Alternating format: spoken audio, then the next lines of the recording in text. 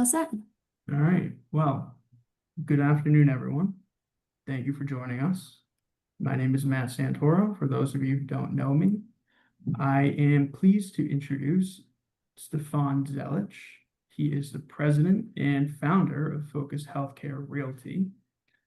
His firm helps healthcare professionals locate real estate for their practices. So without further ado, Stefan, it's all yours. All right, thanks, Matt. And I know it's 12 o'clock. Everybody's probably on break in between seeing patients. So I think I should be done before the hour is up. So we'll have time for questions at the end. I think we talked about if there are questions that come up, you can type them into the chat before if you're like me, before you forget. So you can type those in the chat, and then at the end, I will answer as many questions as we get. So thank you for having me, Granite Peak guys. My name is Stefan Zelich. My company, Focus Healthcare Realty, specializes in representing tenants and buyers in the healthcare space. So anything from veterinary practices, which is why I'm here today, to medical, dental, vision care, urgent care, hospital, you name it, in the healthcare space, and we work with them. So what today, let's see, let me see if I can click through here. So today, what I've kind of been commissioned with is talking with you a little bit about the real estate market, where the opportunities lie for veterinary practices, how to prepare for expiring leases, things like that. So topics of discussion, I'll give a quick intro on myself and Focus. And we'll talk about a market update, why this is a favorable real estate market for veterinary practices, commercial real estate market. I won't get into economic factors. I'm just going to be talking about, thankfully, the commercial real estate market, which is what I know. I don't pretend to know or be able to forecast what's going to happen with the economy.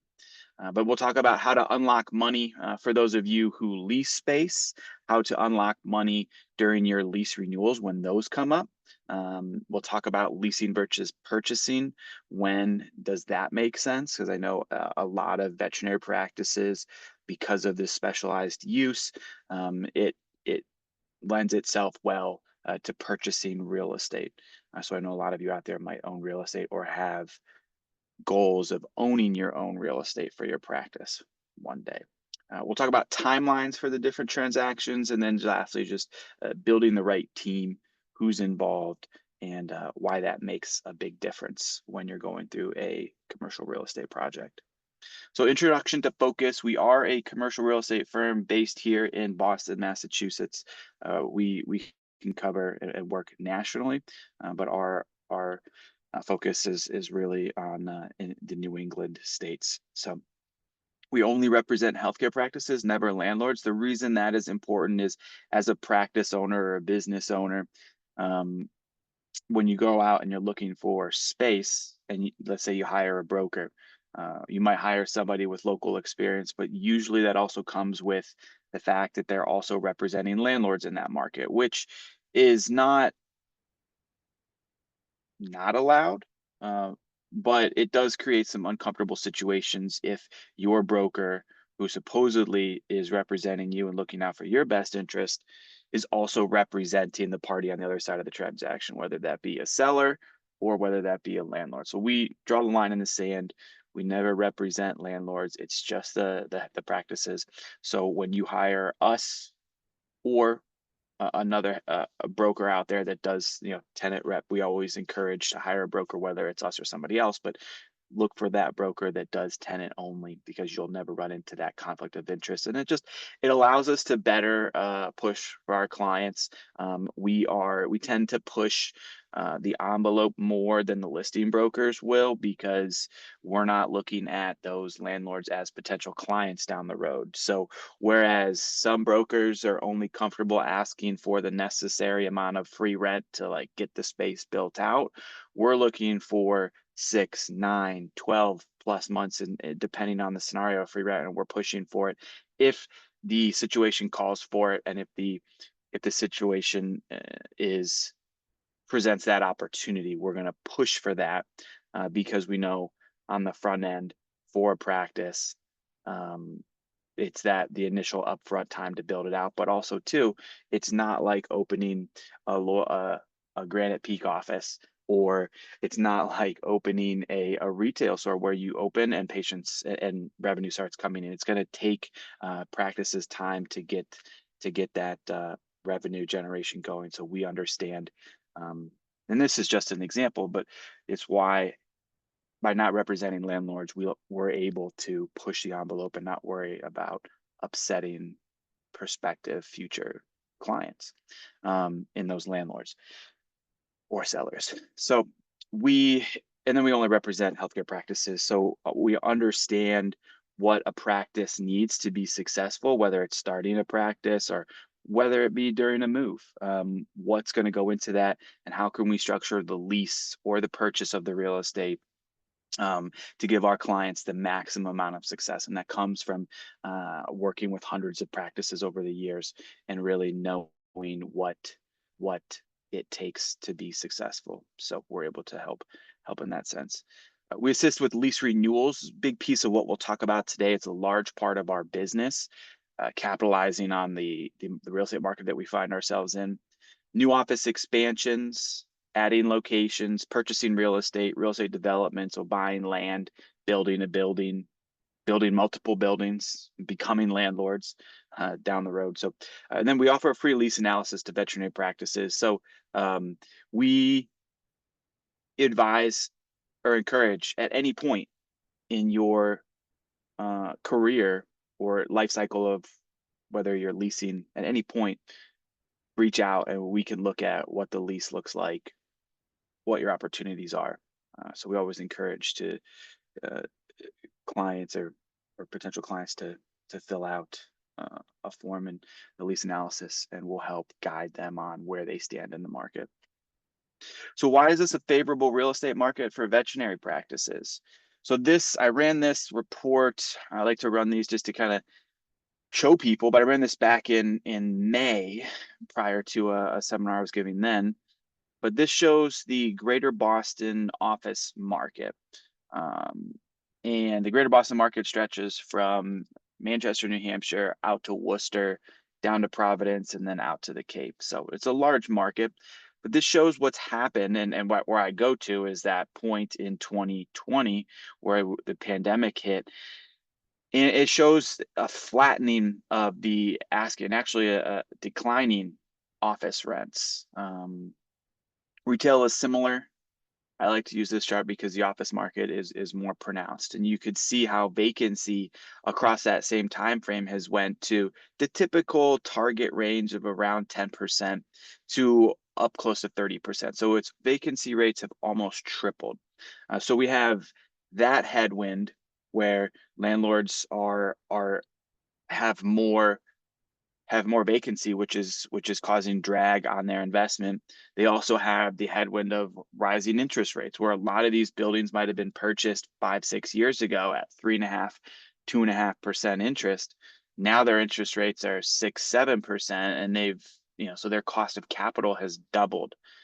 So what we're seeing is buildings are starting to change hands.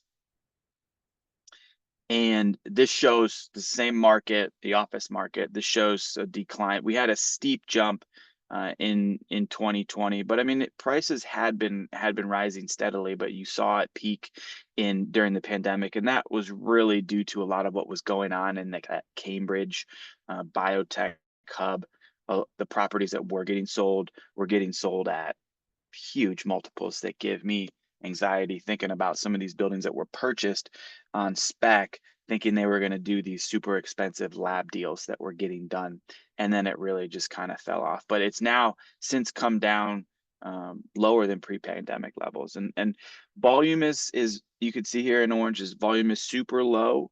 But the buildings, the class A buildings, these are not the ones that are getting sold. What we're seeing getting sold are the class B, class C buildings. A lot of those are going to be smaller landlords, smaller buildings. They're going to be perfect for veterinary practices.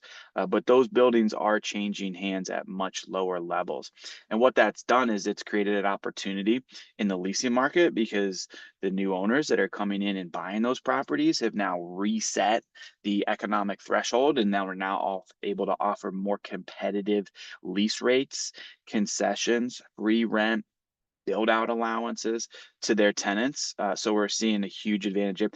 And and also too, it's just, if you're looking in the market to purchase real estate, it's not it's not systemic yet, but it's, when we go out and look, we tend to find one building where the landlord's just offering a lease term where it's just unbelievable. I don't understand how they're able to offer that.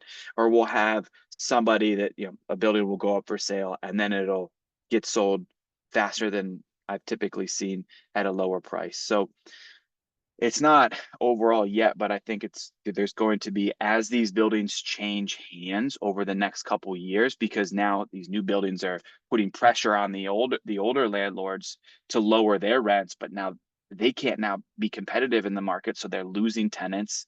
And it's just, I think it's going to continue over the foreseeable future until we reach that point where rents have come down to a point where it really starts to make sense for office users to go back.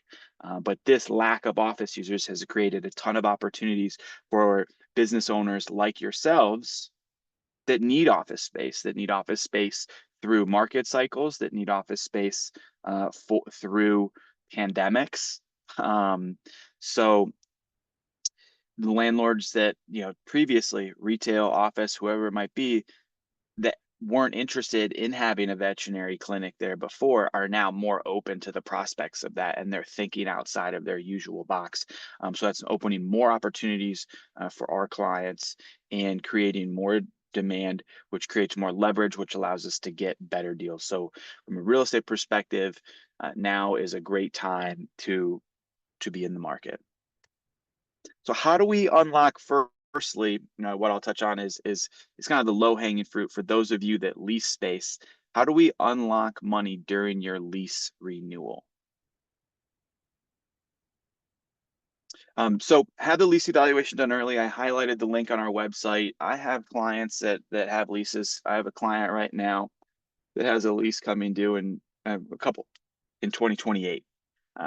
And I've been one of them in particular I've been talking to for probably 3 years. So it was probably six years prior to them having an expiring lease that we reached out, took a look at where they were at, where their lease was going, and then what their opportunity might be.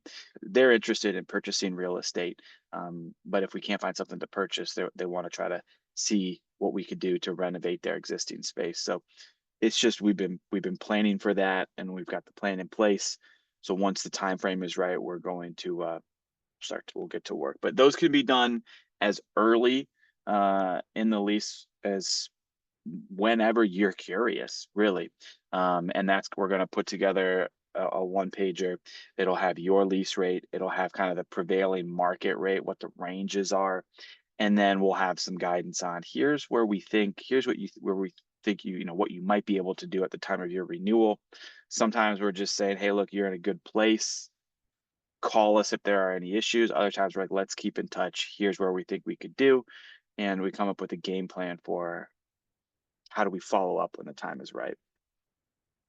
Must establish proper leverage. So the renewals, I mean, we could start on them less than 9 months, but really 9 to 18 months prior is the wheelhouse to start the negotiations with the landlord and with the rest of the market. So the process is, we're going to take our clients, when we're helping them negotiate a renewal, we're going to take them to look at other buildings.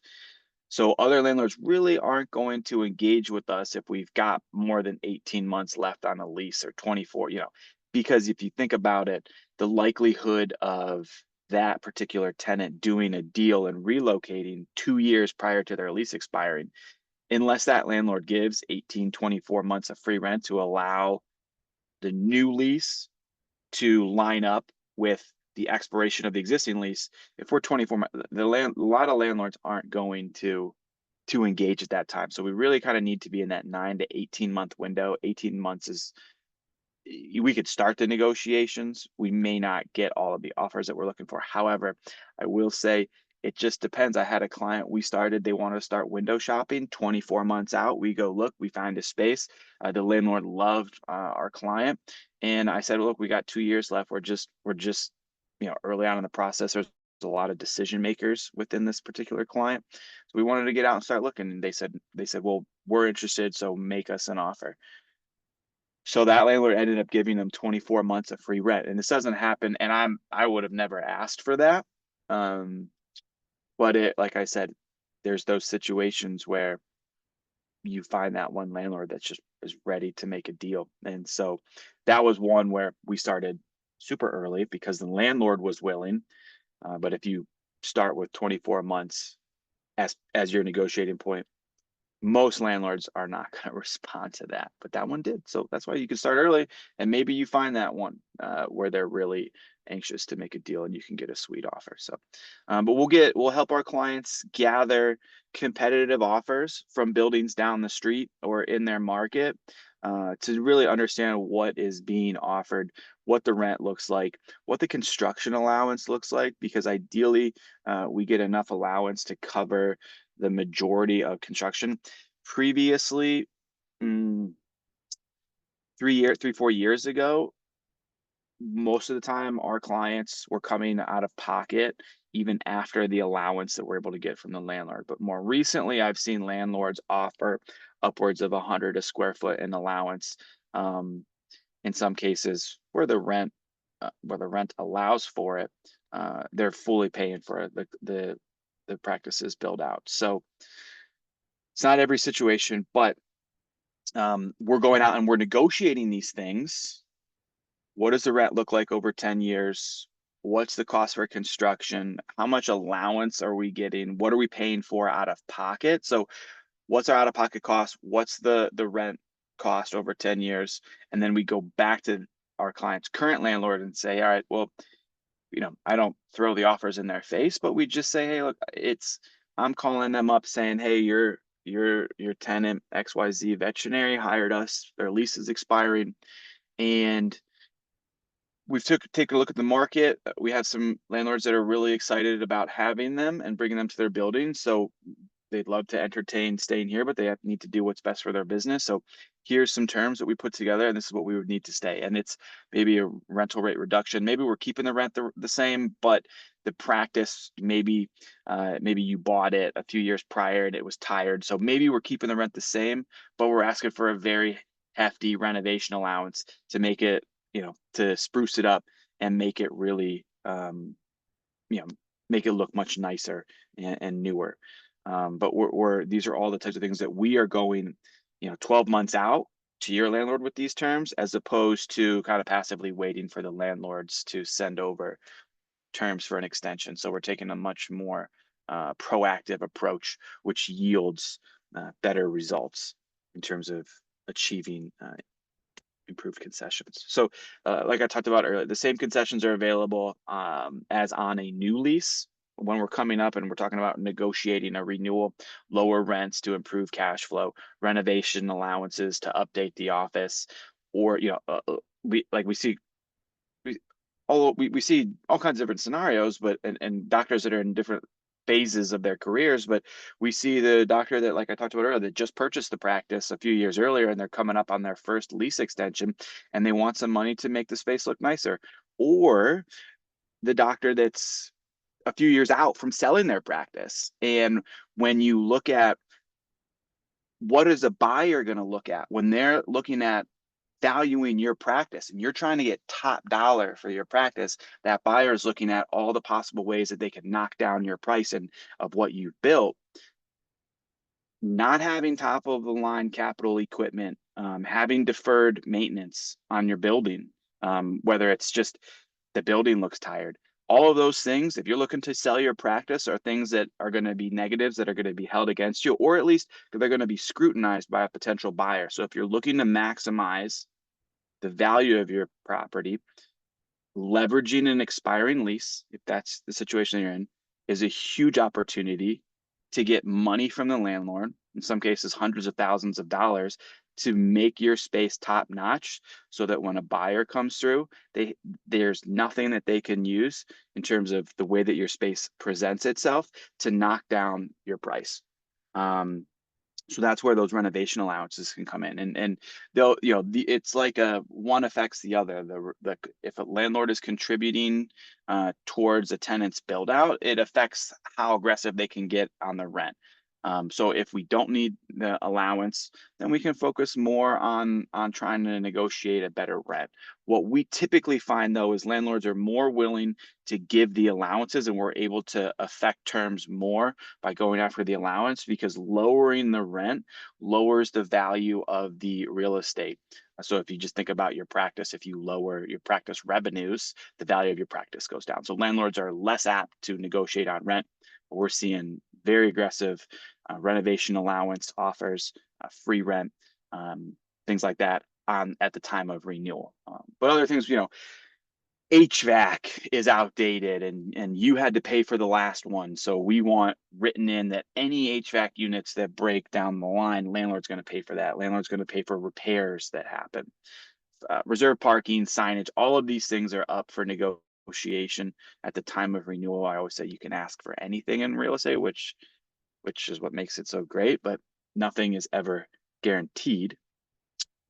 But we like to push for as much as possible when we're going through negotiation. So, and then lastly, hire professional representation. So hiring someone like ourselves, hiring another broker, and also hiring an attorney. So the real estate broker, our job is to negotiate the business and economic terms. We're negotiating letters of intent, LOIs for short, but really it's going to be a page, maybe 2 or 3 pages worth of terms. And for a renewal, it's typically just going to be a page or two, but it's going to be the length of the lease, the rental rate, what the current expenses are, if you're paying expenses on top of the base rent,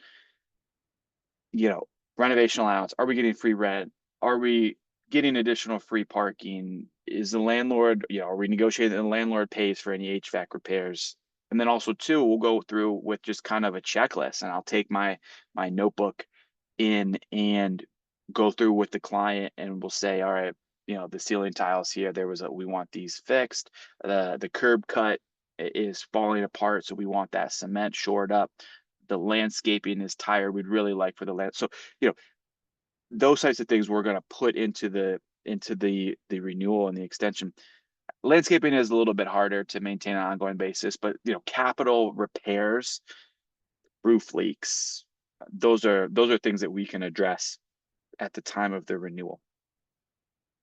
So just some and I have so many of these, but these were just a couple of our clients. So Westwood Mansfield Pediatrics, because we work with all types of healthcare practices.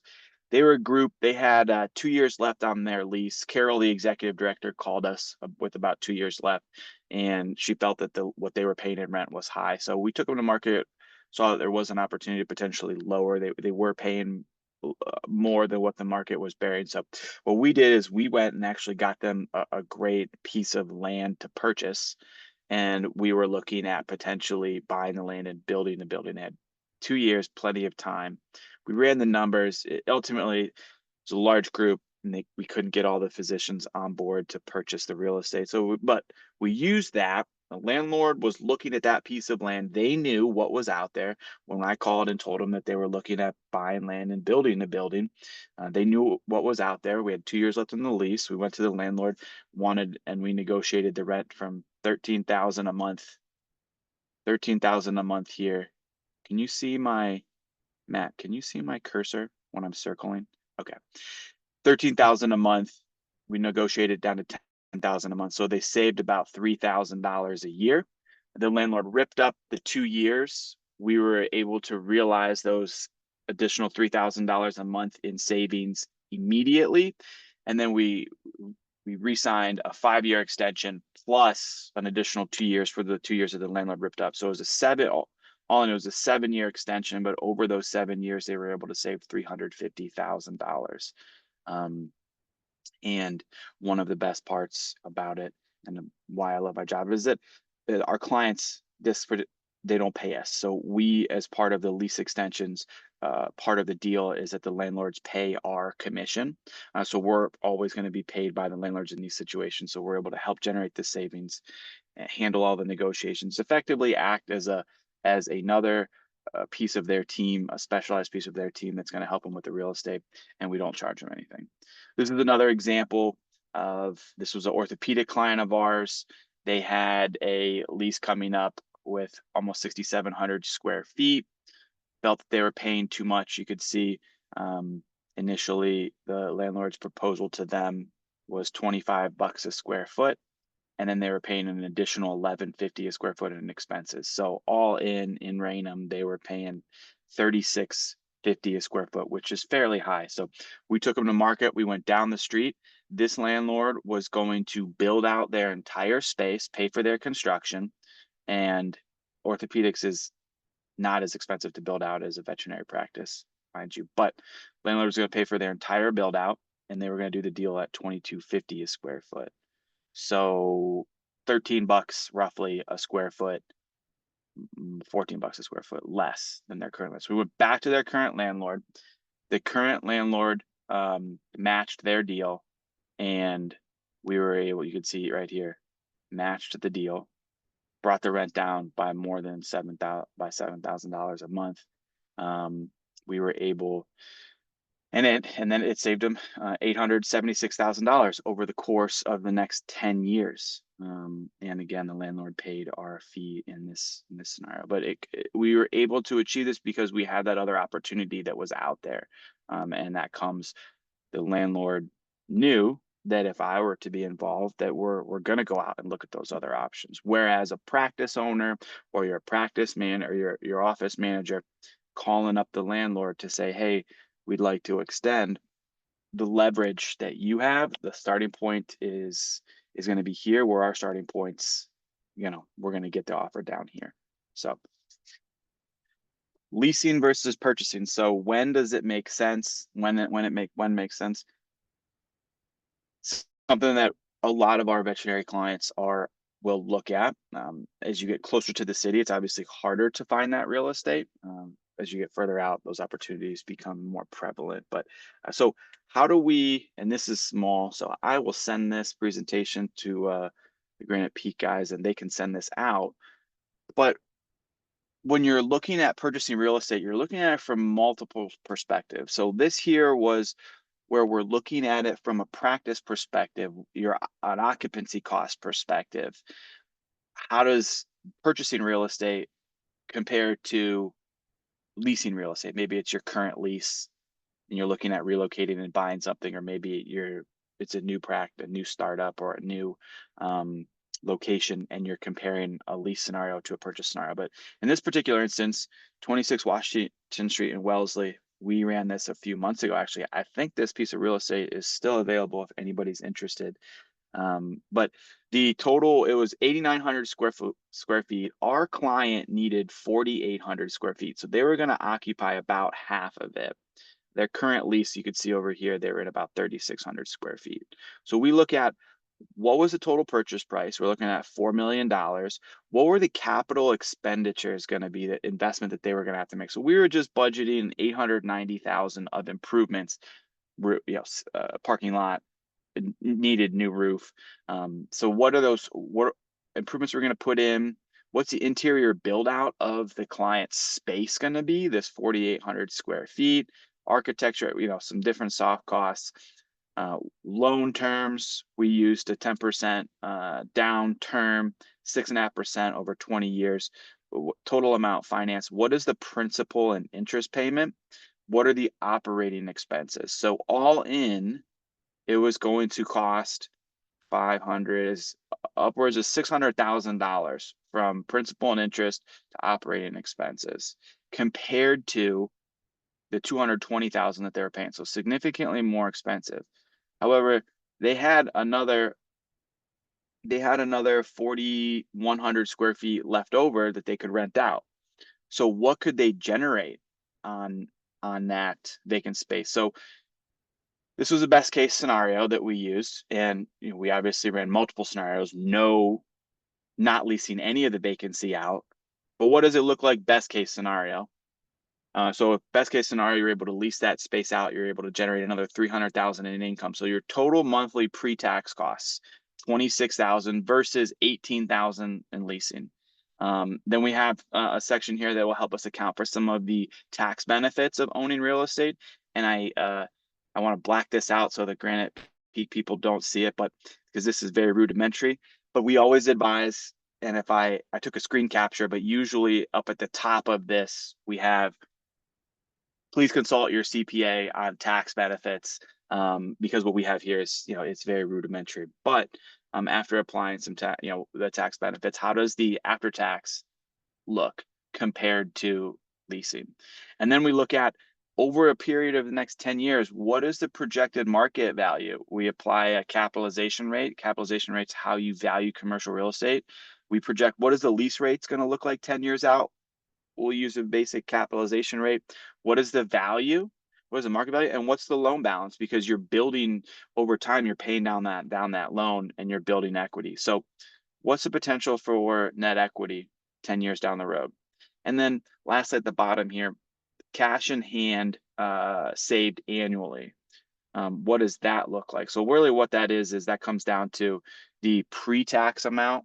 So you're able to spend, leasing this space is going to cost them $8,000 less a year. So if you were to take that savings, and sometimes this is much more significant. It's much more expensive to own the real estate than it is to lease.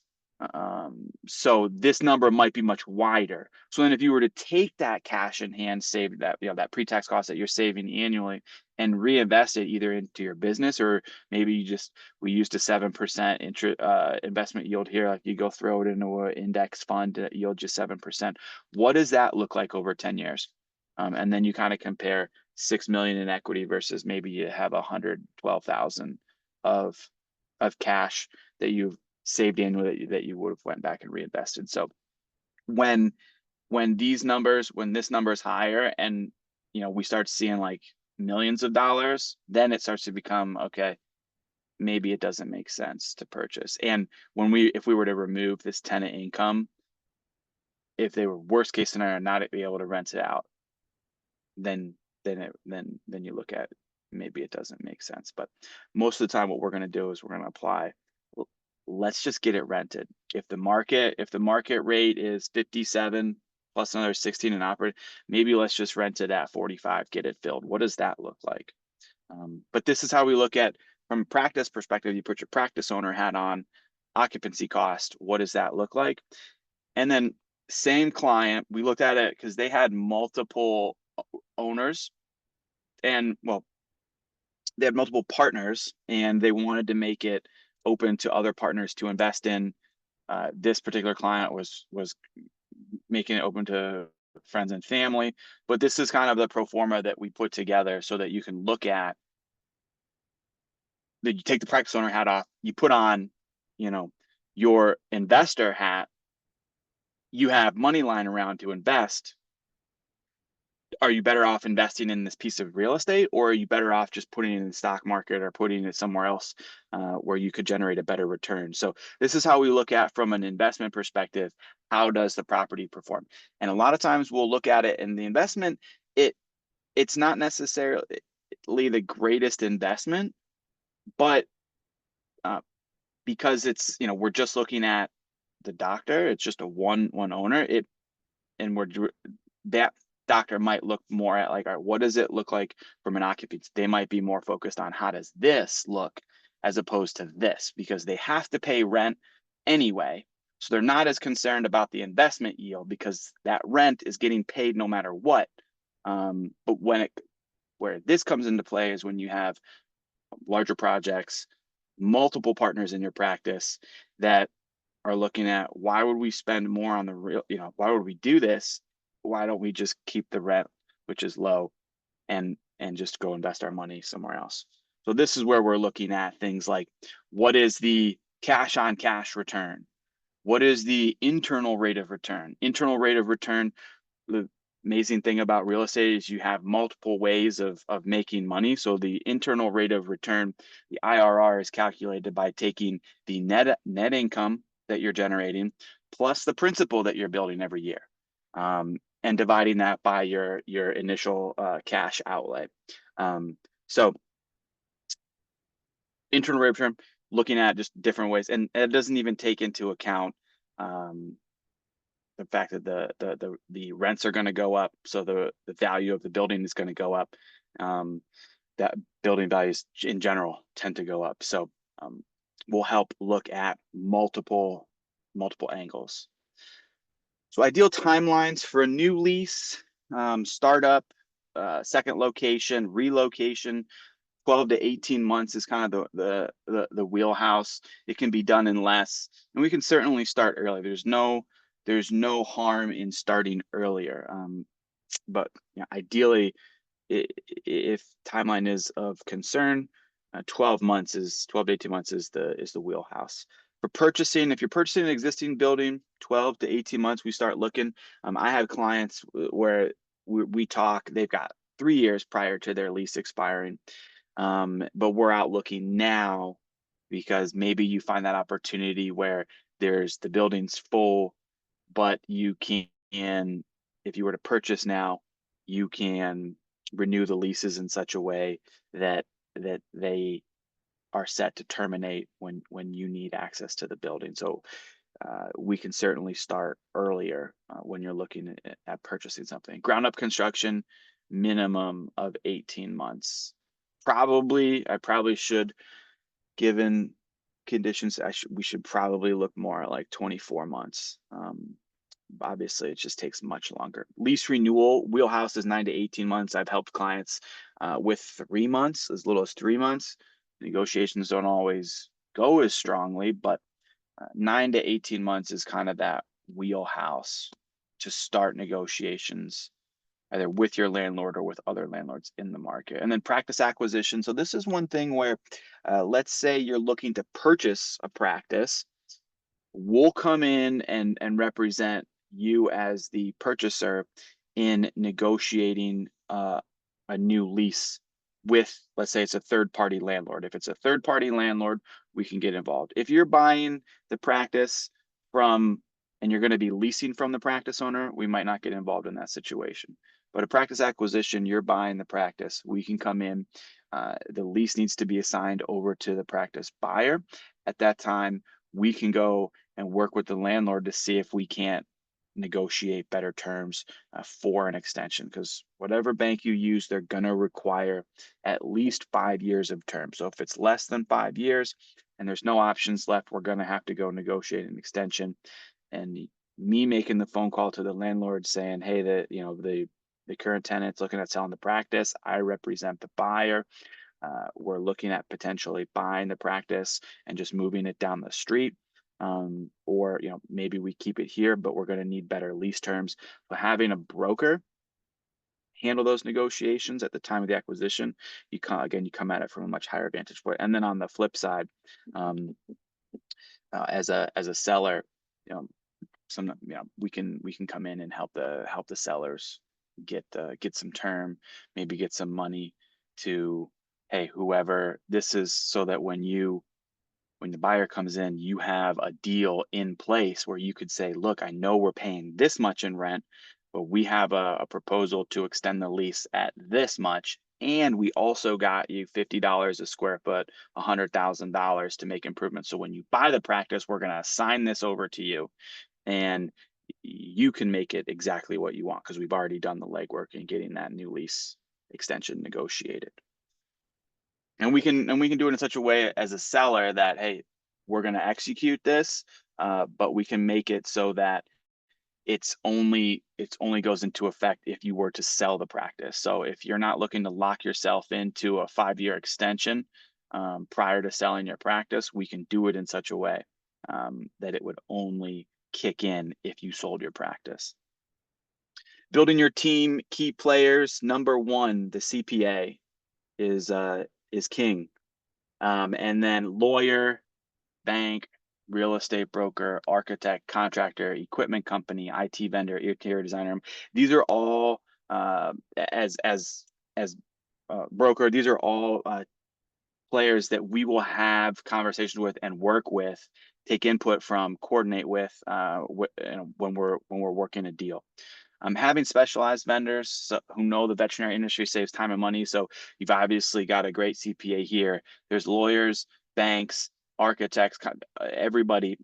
There's somebody out there that specializes in working with veterinarians. So make sure you're finding those, and then having vendors that know each other. So when we're working on a project and I know the CPA, I know the lawyer, I know the bank, I know the architect, I know the contractor, we have open lines of communication. Those projects go so much smoother and it's so much easier for the doctor because we're able to communicate as a vendor network, as a vendor team directly, and then go and help the doctor get the best terms while allowing them to just kind of do what they do and continue to just kind of see patients and run their business. So having vendors, when you work with your CPA and they tell you to work with, here's a list of people you want to, those are the ones you want to work with because they're going to already have that built-in relationship with the CPA. Same thing with us. Like we're out there trying to build relationships with these vendors because having the best of the best out there is going to allow me to transact more and do more business because I have a great team that's going to support my clients to help me get these deals done. So it behooves me to have the best of the best in terms of vendors. The same thing goes for Granite Peak. They built these relationships because they're specialized. They want other specialized vendors out there because they know it helps. So the takeaways, now is a great time to have an expiring lease or to be starting a practice or just have a real estate need in general. Run a lease analysis to compare your current lease to the rest of the market in renewal situations. Start negotiations early. Look at multiple properties, whether it's for a new lease or for a renewal or whether you're purchasing. Hire professional representation to build leverage and manage the process for you, and then build your team. So that is everything. I got us done a little bit early. So Matt, is there, I guess I will stop this. Do we have questions? I was just gonna open the floor to questions, anyone in the seminar here. Like, what's the main takeaway that you want people to have from your call today? It's just, I think, hiring a broker, whether it's us or somebody else, because we have so many times where, and, don't get me wrong, you can go negotiate a lease or you can find this space on your own for sure. You can negotiate a lease. But how well can you do it? Not that you don't know the terms, but it's just when I call or when another broker calls who you hire and deals with, let's say you found a property, when we make that phone call, it's just a different, and I say, hey, I've got this veterinary practice that's looking for space. Or your client, your tenant has hired us to help with their expiring lease. And we vetted other properties in the market. And there's some landlords out there that are super interested in having them there. So I'm going to send you over some terms that we would need to extend the lease. It's a much different conversation when then the doctor emails the landlord with, I heard in this Facebook forum that we can get, this much renovation allowance, or I should be able, or down the street, they're paying this much in rent. You're seeing patients, you're running a business. They know you're not out there. The likelihood of you being out there generating multiple other avenues for you to take your practice are slim versus having a broker handle it. And then always have a lawyer. Goes without saying, but I think hire a broker, whether it's us or somebody else. Hire a broker. Perfect. And Dr. Gomez left a question in the chat. He said, when looking at different lease values, is there a preferred formula you like to calculate rents? In terms of, are we like a gross lease or a triple net? I would say I'll just talk to this. If I'm not answering the question appropriately, please let me know, Dr. Gomez. But no, I mean, we just look at the overall cost, the top line, lease plus any expenses. And when we're trying to figure out what the appropriate lease rate is, like when we do a lease evaluation, I'm going out and I'm calling on other landlords in the market with, hey, we have somebody that's looking for space. What is the lease rate here? What are the expenses? What type of TI allowance are you getting? So we're trying to, so I'm not sure what exactly you were getting at, but like if it's assigning a value, we're going to let the market dictate that. If it's, what's the preference, gross versus like a triple gross where you're just paying one number versus a triple net where you're paying a base lease rate and then the triple net expenses in addition to that base rent, it's not, I don't, it doesn't really make a difference. The number one thing is like, what's the total number?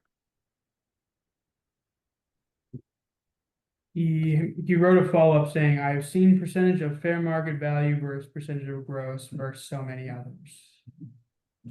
I've seen percentage of fair market value versus, for maybe an extension. Percentage of fair market value, different lease values. Is there a preferred formula you like to calculate the rent? Are you coming at this from a perspective of being a building owner and renting to somebody else? I'm sorry. Yeah. Um, so what we do, and we can, if you'd like, I'm happy to do it. You can reach out to me, but like I just had a doctor do this recently. They own a building. They occupy about half of it and has some other tenants, and they've got some leases coming up. And actually,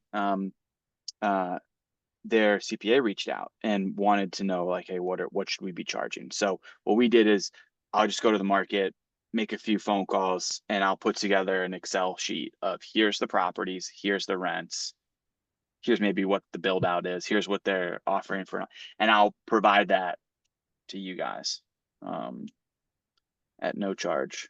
Just refer me your friends.